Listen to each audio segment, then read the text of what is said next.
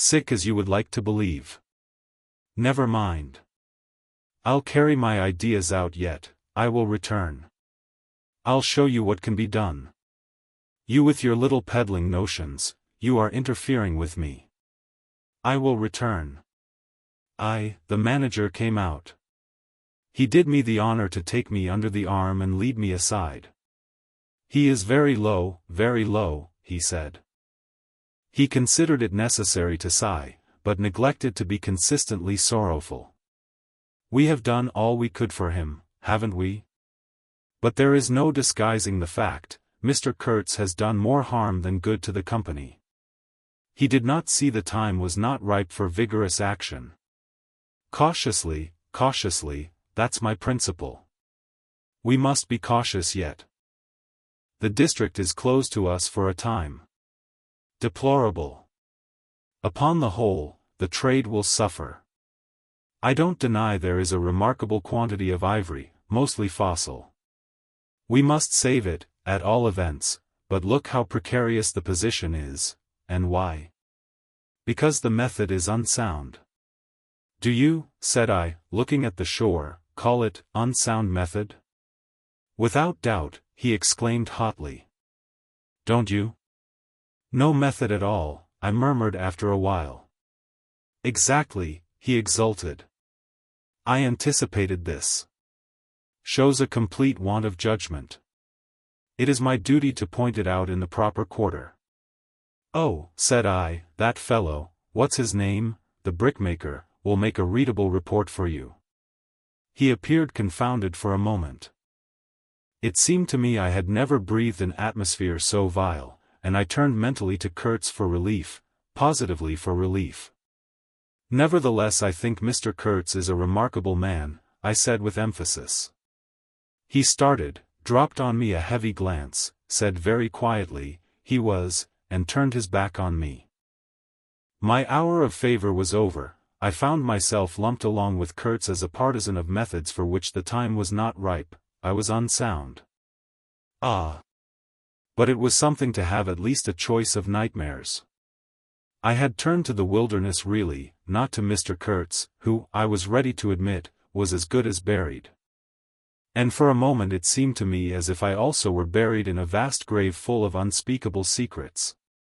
I felt an intolerable weight oppressing my breast, the smell of the damp earth, the unseen presence of victorious corruption, the darkness of an impenetrable night. The Russian tapped me on the shoulder. I heard him mumbling and stammering something about brother seaman, couldn't conceal, knowledge of matters that would affect Mr. Kurtz's reputation. I waited. For him evidently Mr. Kurtz was not in his grave. I suspect that for him Mr. Kurtz was one of the immortals. Well, said I at last, speak out. As it happens, I am Mr. Kurtz's friend, in a way. He stated with a good deal of formality that had we not been of the same profession, he would have kept the matter to himself without regard to consequences. He suspected there was an active ill will towards him on the part of these white men that, you are right, I said, remembering a certain conversation I had overheard. The manager thinks you ought to be hanged. He showed a concern at this intelligence which amused me at first. I had better get out of the way quietly, he said earnestly. I can do no more for Kurtz now, and they would soon find some excuse. What's to stop them? There's a military post 300 miles from here. Well, upon my word, said I, perhaps you had better go if you have any friends amongst the savages nearby. Plenty, he said. They are simple people, and I want nothing, you know.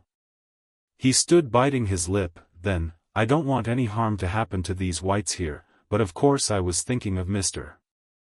Kurtz's reputation, but you are a brother seaman and, all right, said I, after a time. Mr. Kurtz's reputation is safe with me. I did not know how truly I spoke. He informed me, lowering his voice, that it was Kurtz who had ordered the attack to be made on the steamer. He hated sometimes the idea of being taken away, and then again. But I don't understand these matters. I am a simple man. He thought it would scare you away, that you would give it up, thinking him dead.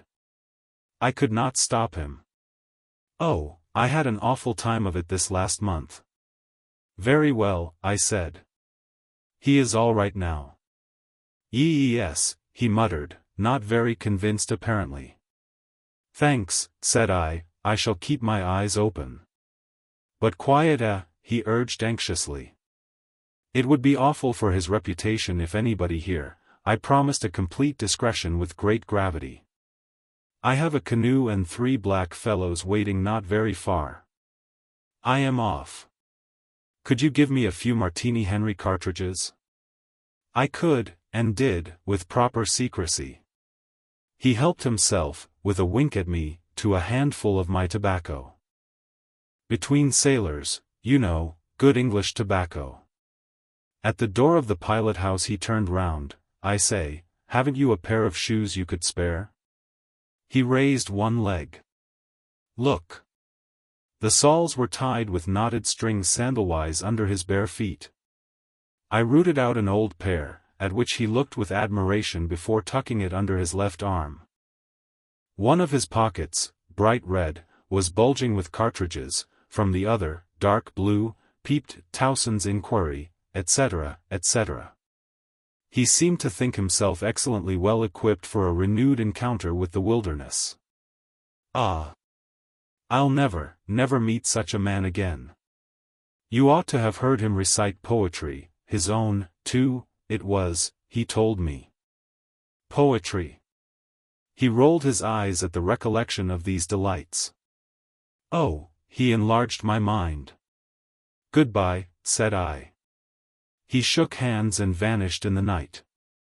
Sometimes I ask myself whether I had ever really seen him, whether it was possible to meet such a phenomenon. When I woke up shortly after midnight his warning came to my mind with its hint of danger that seemed, in the starred darkness, real enough to make me get up for the purpose of having a look round. On the hill a big fire burned, illuminating fitfully a crooked corner of the station house.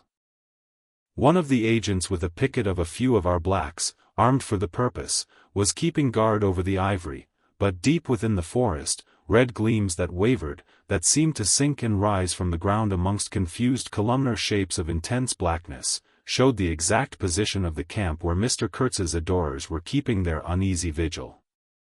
The monotonous beating of a big drum filled the air with muffled shocks and a lingering vibration. A steady droning sound of many men chanting each to himself some weird incantation came out from the black, flat wall of the woods as the humming of bees comes out of a hive, and had a strange narcotic effect upon my half-awake senses. I believe I dozed off leaning over the rail, till an abrupt burst of yells, an overwhelming outbreak of a pent-up and mysterious frenzy, woke me up in a bewildered wonder. It was cut short all at once, and the low droning went on with an effect of audible and soothing silence. I glanced casually into the little cabin. A light was burning within, but Mr. Kurtz was not there. I think I would have raised an outcry if I had believed my eyes. But I didn't believe them at first, the thing seemed so impossible. The fact is I was completely unnerved by a sheer blank fright, pure abstract terror, unconnected with any distinct shape of physical danger.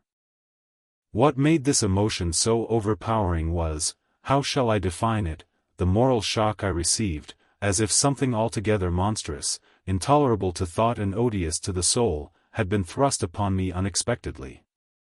This lasted of course the merest fraction of a second, and then the usual sense of commonplace, deadly danger, the possibility of a sudden onslaught and massacre, or something of the kind, which I saw impending, was positively welcome and composing. It pacified me, in fact, so much that I did not raise an alarm. There was an agent buttoned up inside an ulster and sleeping on a chair on deck within 3 feet of me. The yells had not awakened him, he snored very slightly. I left him to his slumbers and leaped ashore. I did not betray Mr. Kurtz, it was ordered I should never betray him, it was written I should be loyal to the nightmare of my choice. I was anxious to deal with this shadow by myself alone, and to this day I don't know why I was so jealous of sharing with anyone the peculiar blackness of that experience. As soon as I got on the bank I saw a trail, a broad trail through the grass. I remember the exultation with which I said to myself, "He can't walk, he is crawling on all fours, I've got him." The grass was wet with dew. I strode rapidly with clenched fists. I fancy I had some vague notion of falling upon him and giving him a drubbing. I don't know. I had some imbecile thoughts. The knitting old woman with the cat obtruded herself upon my memory as a most improper person to be sitting at the other end of such an affair. I saw a row of pilgrims squirting lead in the air out of Winchesters held to the hip. I thought I would never get back to the steamer, and imagined myself living alone and unarmed in the woods to an advanced age. Such silly things, you know. And I remember I confounded the beat of the drum with the beating of my heart, and was pleased at its calm regularity. I kept to the track though, then stopped to listen. The night was very clear, a dark blue space, sparkling with dew and starlight, in which black things stood very still. I thought I could see a kind of motion ahead of me. I was strangely cocksure of everything that night. I actually left the track and ran in a wide semicircle, I verily believe chuckling to myself, so as to get in front of that stir, of that motion I had seen, if indeed I had seen anything. I was circumventing Kurtz as though it had been a boyish game. I came upon him, and, if he had not heard me coming, would have fallen over him, too, but he got up in time. He rose, unsteady, long, pale, indistinct, like a vapor exhaled by the earth, and swayed slightly, misty and silent before me, while at my back the fires loomed between the trees, and the murmur of many voices issued from the forest. I had cut him off cleverly, but when actually confronting him I seemed to come to my senses, I saw the danger in its right proportion. It was by no means over yet. Suppose he began to shout? Though he could hardly stand, there was still plenty of vigor in his voice. "Go away, hide yourself," he said, in that profound tone. It was very awful. I glanced back. We were within 30 yards from the nearest fire. A black figure stood up, strode on long black legs, waving long black arms, across the glow. It had horns, antelope horns, I think, on its head. Some sorcerer, some witch-man, no doubt, it looked fiend-like enough. "Do you know what you are doing?" I whispered. "Perfectly," he answered, raising his voice for that single word. It sounded to me far off and yet loud, like a hail through a speaking trumpet. "If he makes a row we are lost," I thought to myself. This clearly was not a case for fisticuffs, even apart from the very natural aversion I had to beat that shadow, this wandering and tormented thing. "You will be lost," I said, "utterly lost. One gets sometimes such a flash of inspiration, you know." I did say the right thing, though indeed he could not have been more irretrievably lost than he was at this very moment, when the foundations of our intimacy were being laid, to endure, even to the end, even beyond. "I had immense plans," he muttered irresolutely. "Yes," said I, "but if you try to shout I'll smash your head with." There was not a stick or a stone near. "I will throttle you for good," I corrected myself. I was on the threshold of great things, he pleaded, in a voice of longing, with a wistfulness of tone that made my blood run cold. "And now for this stupid scoundrel, your success in Europe is assured in any case," I affirmed steadily. I did not want to have the throttling of him, you understand, and indeed it would have been very little use for any practical purpose. I tried to break the spell, the heavy, mute spell of the wilderness, that seemed to draw him to its pitiless breast by the awakening of forgotten and brutal instincts, by the memory of gratified and monstrous passions. This alone, I was convinced, had driven him out to the edge of the forest, to the bush, towards the gleam of fires, the throb of drums, the drone of weird incantations. This alone had beguiled his unlawful soul beyond the bounds of permitted aspirations. And, don't you see, the terror of the position was not in being knocked on the head, though I had a very lively sense of that danger, too, but in this, that I had to deal with a being to whom I could not appeal in the name of anything high or low. I had, even like the niggers, to invoke him, himself, his own exalted and incredible degradation. There was nothing either above or below him, and I knew it. He had kicked himself loose of the earth. Confound the man. He had kicked the very earth to pieces. He was alone, and I before him did not know whether I stood on the ground or floated in the air. I've been telling you what we said, repeating the phrases we pronounced, but what's the good? They were common everyday words, the familiar, vague sounds exchanged on every waking day of life.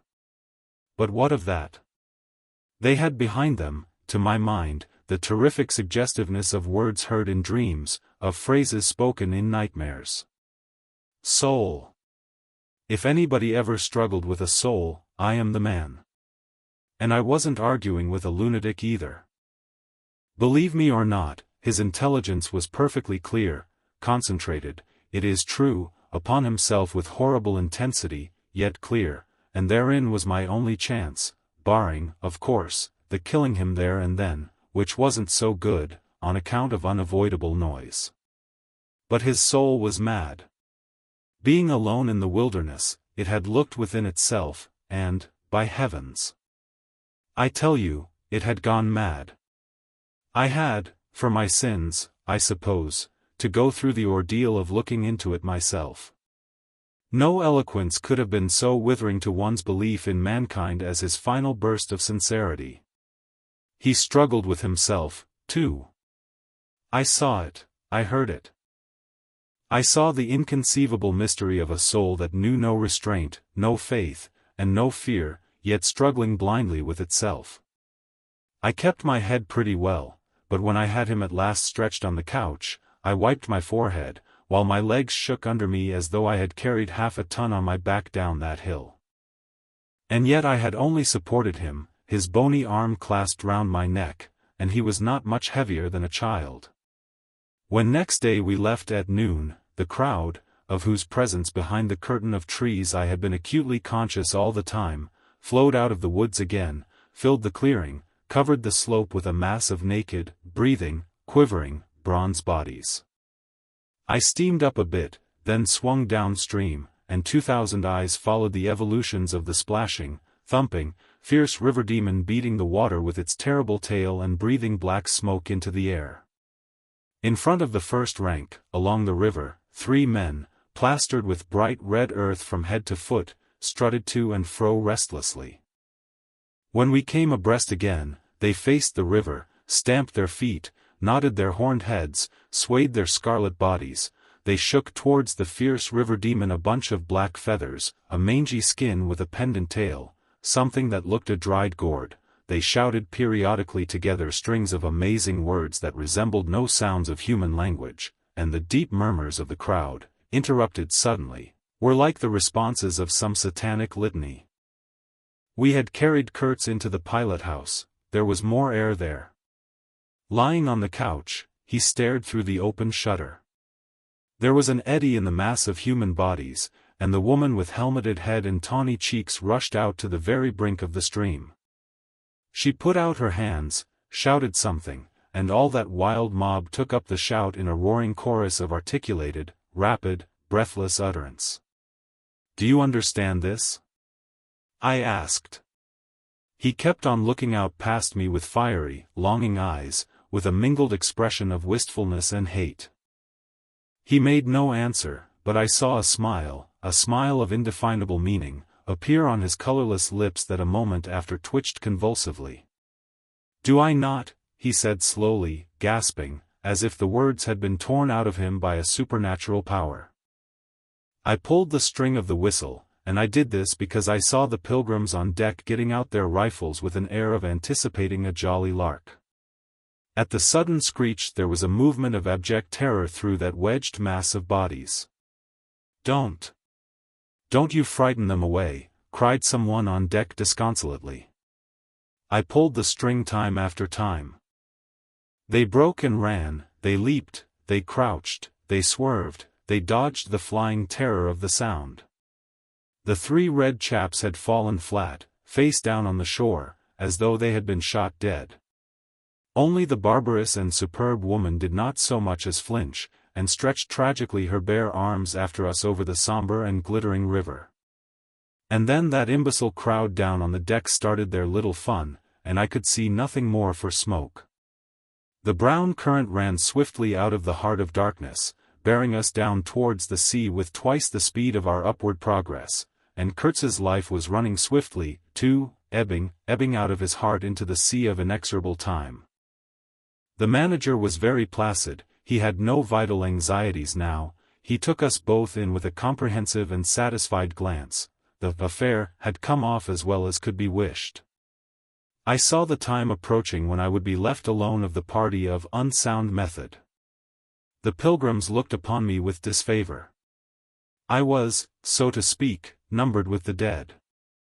It is strange how I accepted this unforeseen partnership, this choice of nightmares forced upon me in the tenebrous land invaded by these mean and greedy phantoms. Kurtz discoursed. A voice. A voice. It rang deep to the very last. It survived his strength to hide in the magnificent folds of eloquence the barren darkness of his heart. Oh, he struggled. He struggled.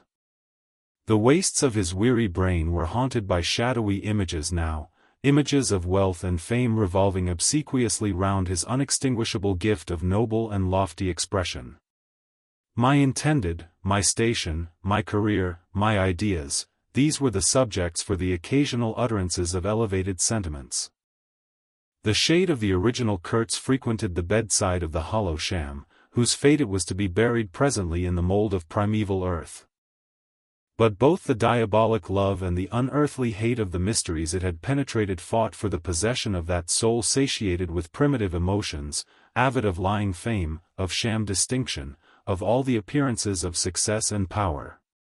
Sometimes he was contemptibly childish. He desired to have kings meet him at railway stations on his return from some ghastly nowhere, where he intended to accomplish great things. You show them you have in you something that is really profitable, and then there will be no limits to the recognition of your ability, he would say. Of course you must take care of the motives, right motives, always.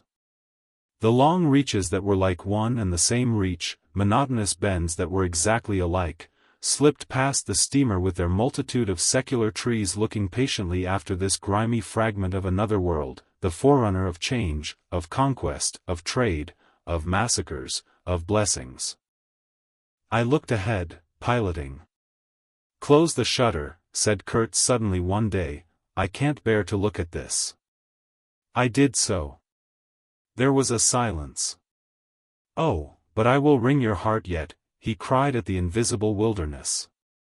We broke down, as I had expected, and had to lie up for repairs at the head of an island. This delay was the first thing that shook Kurtz's confidence.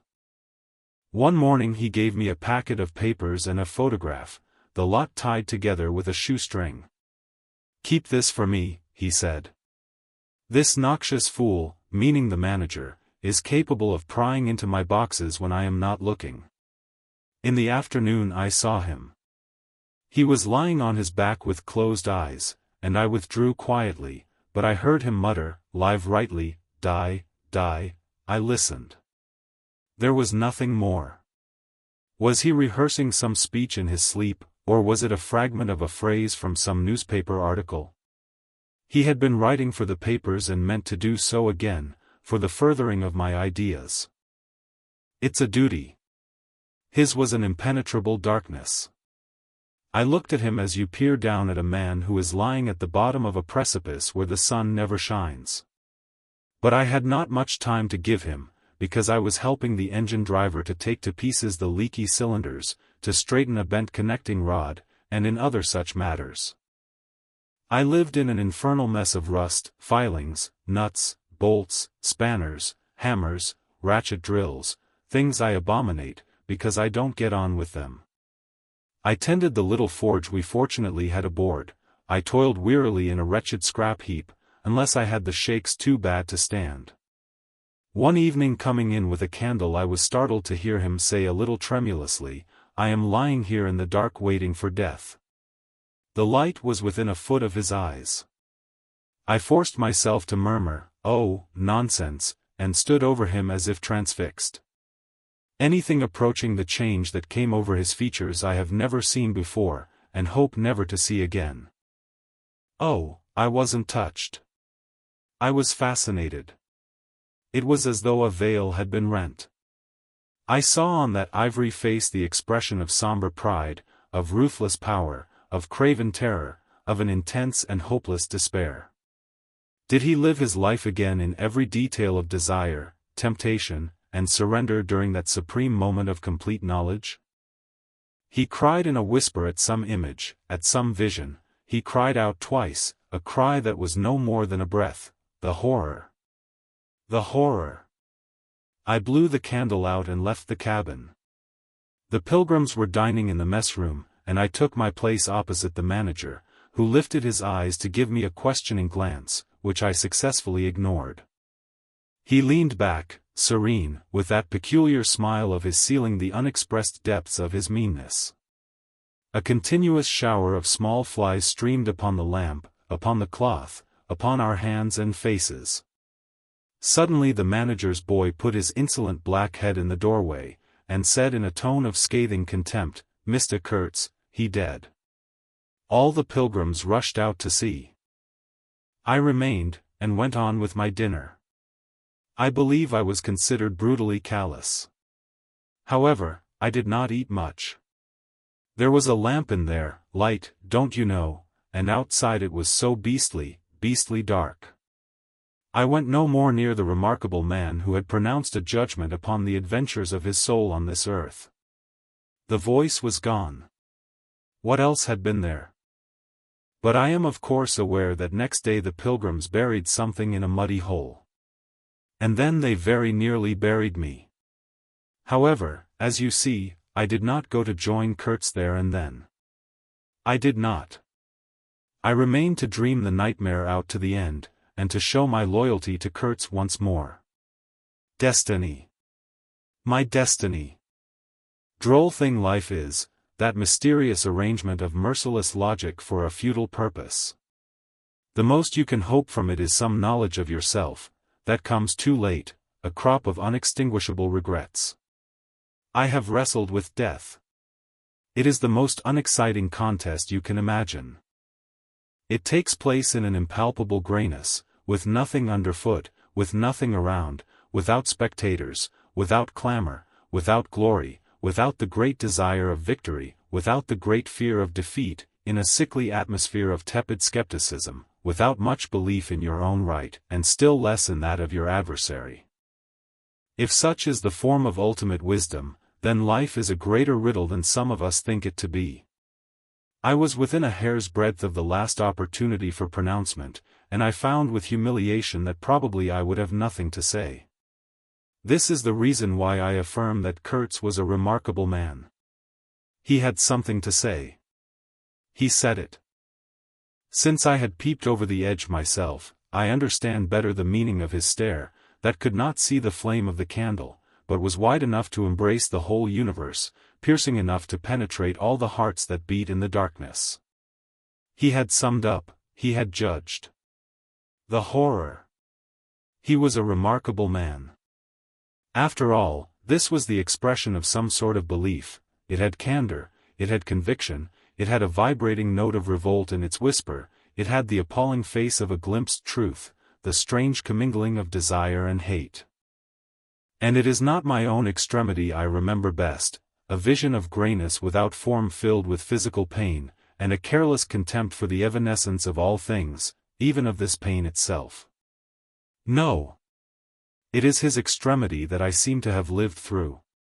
True, he had made that last stride, he had stepped over the edge, while I had been permitted to draw back my hesitating foot. And perhaps in this is the whole difference, perhaps all the wisdom, and all truth, and all sincerity, are just compressed into that inappreciable moment of time in which we step over the threshold of the invisible. Perhaps. I like to think my summing up would not have been a word of careless contempt. Better his cry, much better. It was an affirmation, a moral victory paid for by innumerable defeats, by abominable terrors, by abominable satisfactions. But it was a victory. That is why I have remained loyal to Kurtz to the last, and even beyond, when a long time after I heard once more, not his own voice, but the echo of his magnificent eloquence thrown to me from a soul as translucently pure as a cliff of crystal. No, they did not bury me, though there is a period of time which I remember mistily, with a shuddering wonder, like a passage through some inconceivable world that had no hope in it and no desire. I found myself back in the sepulchral city, resenting the sight of people hurrying through the streets to filch a little money from each other, to devour their infamous cookery, to gulp their unwholesome beer, to dream their insignificant and silly dreams. They trespassed upon my thoughts. They were intruders whose knowledge of life was to me an irritating pretense, because I felt so sure they could not possibly know the things I knew. Their bearing, which was simply the bearing of commonplace individuals going about their business in the assurance of perfect safety, was offensive to me like the outrageous flauntings of folly in the face of a danger it is unable to comprehend. I had no particular desire to enlighten them, but I had some difficulty in restraining myself from laughing in their faces so full of stupid importance. I dare say I was not very well at that time. I tottered about the streets. There were various affairs to settle, grinning bitterly at perfectly respectable persons. I admit my behavior was inexcusable, but then my temperature was seldom normal in these days. My dear aunt's endeavors to nurse up my strength seemed altogether beside the mark. It was not my strength that wanted nursing, it was my imagination that wanted soothing. I kept the bundle of papers given me by Kurtz, not knowing exactly what to do with it. His mother had died lately, watched over, as I was told, by his intended. A clean-shaved man, with an official manner and wearing gold-rimmed spectacles, called on me one day and made inquiries, at first circuitous, afterwards suavely pressing, about what he was pleased to denominate certain documents. I was not surprised, because I had had 2 rows with the manager on the